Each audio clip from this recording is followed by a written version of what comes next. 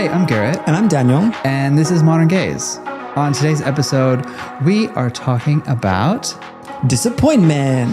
I mean, disappointing yourself, disappointing other people never feels good. It never feels good. And I feel like the older I get, the more I hate disappointing others. So I prolong making decisions at the expense of myself and making other people happier. We're taught this at a very young age. Very young age. So let's break it down. Let's show some examples and Let's share with you how it came up for us this week. let's get into it. So if you've been along for our house hunting journey, you would have learned that we were looking to move. We got approved for a place that's not too far away from our existing house now, which we were trying to avoid and get out of this neighborhood and move to something a little bit more representative of us and a bit more vibrancy and a bit more fun. Yeah, and we apparently didn't listen to the episode ourselves because we nearly fucked up and we got the wrong place. We did. So we paid the bond for this place that's not too far away from us because we want to move ASAP. And We rushed into the decision. But then the universe delivered and came through and gave us this amazing new place in a neighborhood that we love, that's closer to Garet's work in the inner city. It's a vibe. It's got cool people. It's just a nice neighborhood, accessible. It is the vibe. It's a vibe. So we got approved for that, but we had paid the bond for the other place next to our house at the moment. And you had to call the realtor to let her know that Garet we needed to back out. Garet gave me the responsibility of calling the realtor. Let's get that right. Oh, I'm anti-confrontation, so you got to work it out, bro. So I had to build courage to call the realtor and tell her that we were pulling out of the offer. And you wouldn't do it. I couldn't. You felt bad. I felt shame. I felt guilt. I felt disappointed. I felt like I was letting the realtor down. You felt like you were disappointing her. Because we had committed. And I'm never one to commit to something and then back out of it. So I had a lot of shame around that. Anyway, Garet shared with me this amazing quote from Viola Davis. When faced with the choice between choosing to disappoint others or disappointing yourself, always pick disappointing other people. Never disappoint yourself. And Garet was like giving me eyes and a TED talk and being like, babe, you need to call her because we are not choosing to disappoint ourselves in this situation. It's seriously a strong quote. It impacted me so incredibly that I dropped everything I was doing and I started thinking about my life and what everything around disappointment was. And it made me rethink the whole concept completely. Correct. Let me play the clip for you. Yep. Here, listen to it. When it comes down to disappointing other people or disappointing yourself, choose other people all the time. It is your job in life to disappoint as many people as you can so you do not disappoint yourself. I mean, does that not just motivate you to be 100% authentically you all the time? There's so much fear of disappointment. We learn that at a very young age because nothing sounds worse than I'm not mad at you, but I'm disappointed. Like it's a very heavy because it comes with guilt. It comes with a lot of negative connotations about letting other people down. And it's also how people perceive you, right? It's always like, oh, they let me down. It's a failure. Yeah, it's a failure. It's a failure in your face. Correct. Let's talk about this concept of disappointing other people over disappointing yourself. And I don't think this is at all shared as a green light to like go into the world and disappoint as many people as you can. Correct. It's I think it's more obviously for when in consideration of your authenticity, your happiness, your joy, your feeling of ultimate euphoria because you're doing exactly what you feel you need to be doing. Well, that is right for you at that time. Right. Or even in connection to your existence, Correct. Your identity, your personality, your voice. You being you. You should never deny that. Never. And we deny it all the time. Absolutely, we do. We suppress it. If you disappoint someone because you've been 100% true and authentic to yourself, let them be disappointed because it brings so much incredible greatness and opportunity. And it may just allow you to go learn the lesson that you needed to learn at that point in your life. I think speaking of identity, I felt a lot of guilt coming out to my family and owning my identity from an early age. I came out at 18, 17. And you know, that coming out comes with a fear of disappointing your family or your friends or whoever it might be around you, you know, because it's a fear of loss, a fear of change. Yeah, it's a fear of what society is going to think of you or what people in your family are going to think of you. It comes with a heavy emotion. So I think that there are many times in our life, like you said, that we have faced, especially with identity and authenticity today, that comes with a fear of disappointing others. Well, even though I grew up in a family that was really welcoming and my parents had very close gay friends and I always had gay role models like in my life growing up, that made my journey, I think, a lot easier. But at the same time, it didn't, because I still felt a lot of fear. And I felt that feeling of I was going to disappoint my parents, or I was going to have some kind of negative impact or change in my life that I didn't want. So you prolonged the decision. So I really prolonged the decision. Or the conversation. You prolonged the conversation. Yeah. And I think there's so much, what's incredible about the younger generations, that I feel that there's so much more acceptance in like how you can live your life and how you can communicate with your friends about who you are. They give no shits. Yeah. Like you see a lot of youth coming out earlier on because they have a really supportive network and a really supportive family. Yes. And it allows them to be more authentically them from a much earlier age, and then hopefully build into the character and into the person that they're going to become a lot faster. Correct. Rather than having all this delay that is just stopping you and you're getting almost in your own way. Yes. Like this idea of being so fearful of disappointing other people, I think is split in two, because there is, you know, you have a job, you have a responsibility. Say you're a parent, like say that you have other people relying on you. You don't want to disappoint them. Correct. Like, and that's a very fair, realistic point of view.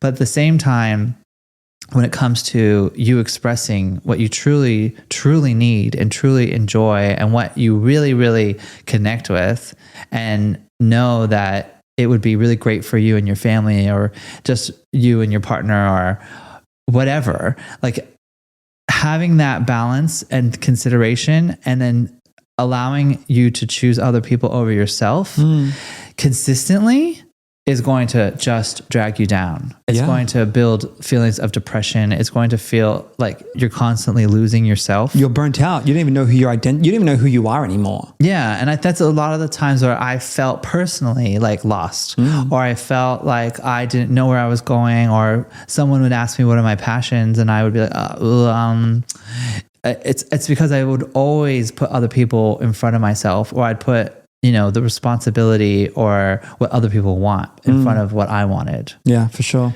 The point of this isn't to sound like selfish or to sound egotistical. You should always pick yourself over others when in certain situations.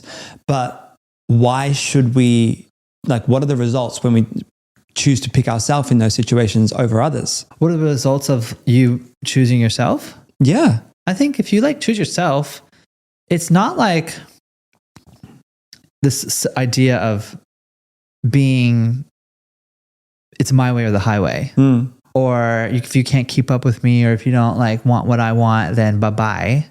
It's more of the idea of internally looking at yourself and what you want, and being less fearful of letting others down when choosing yourself. Yeah. I think a lot of it is internalized, and it's not actually realistic. It's not actual real feelings that other people have currently or will have. I think that it's a lot of your own internal voices, and a lot of that internal voice that is saying to yourself, what like, is it? no, Your inner saboteur? Your inner saboteur. Like it's actually that you need to control. In this idea of disappointing others over disappointing yourself, I think it's a much more internal conversation inside your mind, because you don't really disappoint anyone until you've disappointed them, until they've said, you've disappointed me. And we get into these fake conversations and these fake fights in our mind, right? As before the situations even happen. Yeah. We try to process these things that are going on in our lives before they happen, so that we can better prepare ourselves for it. But you never know which way the conversation's going to go. But it doesn't matter where the conversation goes, as long as you're getting to express the authentic 100% joy and happiness that you need to express.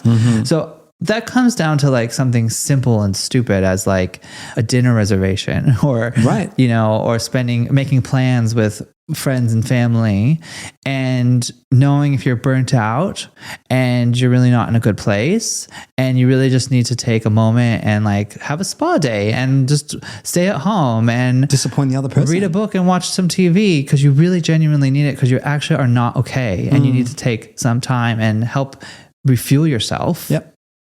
That's okay. Disappoint the other person. Yes. And say, I am so sorry. I need to cancel last minute. I need to like just take a moment because I'm so stressed and I would really just love a break. Correct. You don't have to go into all the details. Right. And that other person might be like, what a flaky bitch. Now, if you're constantly doing that to other people, then you are a flaky bitch. Yes. But if you need to do that every once in a while because that is genuinely what you need, fuck it. Yeah. I agree. I think you probably agree on this. The older I get, like the more I always put others forward rather than myself. And I have been sacrificing my happiness or my wants and needs and desires to not disappoint others, you know? And I think there's a balance in that between being submissive and being dominant, because I feel like when that happens for me, I'm not in control of my life. I'm not taking control and charge to my happiness. I feel like I'm lost. I'm like sad. I'm depressed. I'm like burnt out. And it's not healthy for myself. Right. You know? Yeah. This idea of control and being that dominant or submissive person within your own life is connected, I think, because you do want to, like, who's leading your life? Correct. You know, you or all the people in your life are leading your life. And are you allowing other people to make those decisions for you, or are you going to make the decisions based on what's good for you? Yeah. So right now, who's leading your life? You or other people? Well, I would say it's definitely, I think right now I allow others to dictate what I'm doing, what I want, and get in my head a little bit. I'm not in full control right now. I used to own my confidence a lot more and say no to things and be in control and be more dominant, you know? But I don't know. Like I said in the last episode, I don't know if it's the house. I don't know if it's just the phase I'm going through. I turned 30. I don't know, girl. But I think I haven't been in control. And that's why I've been feeling burnt out and so lost with my identity, because I have so many things going on in my mind all the time that I say yes to others to not disappoint them because I have too much thoughts. I know that I need to take control of my life more, and I'm conscious of that, and I'm choosing to do that. Yeah. Well, I'm in control. What about you? Control? I think that I have... You in control? I'm in control of everything. Are you everything. dominant and submissive? I definitely am more dominant. You are more dominant. Even in the bedroom. Oh, well, okay. It's a different episode. But I think if you actually really, really think about your life in stages, I think I have become more and more in control of my life and more focused on putting myself first as I've gotten older. I don't always do it. I definitely fall into all the categories, and I definitely allow things to go on when I don't really want them to go on, but I do it out of sacrifice for other people, right? For other people's happiness or expectation. And sometimes you need to do that for other people's happiness because you want them to feel happy. Correct. So it's complicated. Yes, it's very complicated. You know, like you do things for other people sometimes and you don't want to do it, but you know it brings them joy and so much happiness. So then you get value out of seeing that person joyful and happy. And you have sacrificed yourself a bit. Now, if you are sacrificing yourself 100% or too much that you can't afford, then you need to say no. Absolutely. Speaking of being in control of your life and understanding who's steering the ship also correlates to saying no more. Like just being like, no. I think as adults, we constantly feel pressure to people please by saying yes and overcommitting ourselves and I'm guilty of this, but making too many plans and catch ups and this and that, where you feel tired and you don't have control anymore because you're constantly busy with your calendar. So what have I asked for? You have asked us to keep every Sunday free. Yeah. So that we can have a leisurely Sunday. So I declined. You said no. You're like, there's too many things we got to do. Yeah, because we have a lot of people. I'm a very social person. I think I do get energy and I do get passion and drive in life from seeing other people. Yes, as I get older, there is a balance between recharging on my own and being in our own space with us together and da-da-da-da-da. But I do get energy from seeing other people, yes. Okay, but you got Monday, you got Tuesday, you got Wednesday, you got Thursday, you got Friday, you got Saturday, you got Sunday. You got all the days, right? You can do anything on every day. But you can't, you're working. But you still see people. I'm tired after work. I don't see anybody on a Monday. But lots of people are tired. You still like catch some drinks after work, or you go to a dinner on a Thursday, or, you know, you can go out any night of the week. Okay. Okay, but my thing is how beautiful is it to wake up on any given day and not rush and you've got nothing to do. Yeah. You got nothing to do. I know. Do you know what that sense of happiness and joy is? Like you just wake up and I can do anything. But that makes me more lazy. But it doesn't matter. Maybe that's what you need. You need to just do nothing. I don't like feeling lazy. I like feeling productive. I like waking up. I like going to the gym. But you can't be in that place all the time. I can. I like it. I thrive in it. That's what I need. But then you're burnt out and you're exhausted and you're stressed yes. and then you're complaining. Probably. So I'm just like, you do need some day in there where you're like, that's the day. So the point that I plan to do nothing. That doesn't mean you do nothing. No. So my thing is that you actually take one day, and then maybe it is a Sunday, right? It's a slow day. It's a day to just vibe, chill out. But if you always wake up on a Sunday, right? And you never have any plans. You can still make plans that day. I know. But you leave it to that day. That's your spontaneity day. That's your day for you and only you. And if you really want to invite other people or do other things or see family, then you do those things. No, I agree. But you don't make any plans. Yeah, no, I have a bad habit of not being able to say no to people. Correct. I do, which comes at me not being in control and steering the ship and then pleasing other people and disappointing myself. It all intertwines. I get it. But I like to people please. I like to make other people happy. Right. And which is why we're talking about this concept of not disappointing yourself. And correct. Choosing to disappoint other people if that's what it needs to be. Yeah. So I need to say no more and keep those Sundays free. Keep those Sundays free for us. Yeah. Right? Because what's good is that you always know, you just have that moment and you'll always have it. And it's consistently there for you when you need it. And if you don't need it, then you can go out and have some drinks and day brunch. Okay. But I think the thing is, everybody has packed their calendars so far in advance now that I get people messaging us saying, hey babes, do you want to catch up on this date 2 weeks in advance from now? So I commit and I say yes. Yeah, because as long as it's not on a Sunday. Well, it might be on a Sunday. Not good. Saturday. Okay. Next Saturday. Let's try it out as a trial. Okay. Let's do it as a trial. Okay. Okay. But not every Sunday. I can't commit to that. Yeah, that's the trial. No, I'll meet you in the middle and we will do 2 Sundays free, 2 Sundays I have to commit to something. So the 2 first Sundays of every month. Can it be odd? No. 2 first Sundays of every month are unscheduled. All right. Moving forward. Unless it's a specific like major milestone birthday or a major milestone event that we have to commit to early on. Like, fair deal. Yeah, the Beyonce tickets that were never coming to Australia. Yeah. Or the Lizzo show that's going to be cheap now.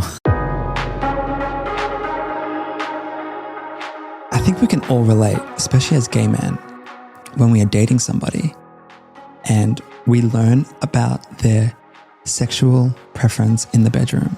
That's like, a disappointment. Oh, you mean like, oh, top, like bottom, oh, like, oh, I thought you were a bottom, but you're a top. Yeah, like that's a disappointment. That is a miscommunication. Like maybe it didn't get like, you know, cleared up in a conversation quickly. Or it could have been a judgment, you know, like we're very quick to look at somebody and like determine their sexual position before even learning about it. Yeah, well, for me, that's just as important as sex is ice cream and sweets. And to be honest, I am disappointed constantly by froyo or anything that's healthy because all I want is a gelato. I will just be constantly disappointed when I choose the healthier option. Okay, I am constantly disappointed when I drive through the McDonald's drive-through and bitch, my chips are cold. Oh, my fries are cold. You're going to be viral because you're the one throwing those chips back at the poor worker and we're canceled. Chips back. Yeah, no. Yeah, don't fuck with Dan. That is a disappointment for me in life. That's fair. I'm disappointed by the casting of RuPaul's Drag Race recently. That is a disappointment. I loved all the queens, but I'm like, bad dynamic. I'm disappointed by the caliber of talent. Because I know there's a lot of great drag queens in Australia. There's incredible drag queens in Australia. Where are they? It's not represented on TV. Well, it's because the prize is only like what, 20 grand or 50 grand? It's not 100 grand, not 200 grand. It's 50,000 Australian dollars. 50,000 Australian dollars is like 20,000 US dollars. Their drag costs that. When we choose ourselves in moments of making ourselves happier, it's so important to always choose ourselves because it's going to lead to so much more. It could lead to shit, but it could lead to the beautiful unknown. Yes. And thank you to Viola Davis for sparking this conversation, because not only are you an icon and an incredible actor, you are the queen of one-liner quotes to inspire all podcast episodes. I am disappointed in no one because I'm not disappointed in myself, and I don't have the time to be disappointed in other people. Well, I am choosing myself and I am disappointing others. Actively disappointing others. Actively begins disappointing now. Yes, choosing myself first, girl. So this is your permission, right? To disappoint other people. Go ahead, go into the world, disappoint the fuck out of everyone that you know. No! In only one way. When you are always and only leading with your true, authentic self and expression of who you are and what you want, and make sure that you never disappoint yourself. So always put your best foot forward and make yourself happy. And don't be a dick. Don't be a dick and be authentically you. Love you. Love you. Bye. Hey everyone, thanks for listening to Modern Gaze. We hope you're enjoying our podcast so far. Make sure that you follow, turn on alerts, and even turn on auto downloads so that you get our episodes first. Our episodes come out every Tuesday and they stream anywhere podcasts play.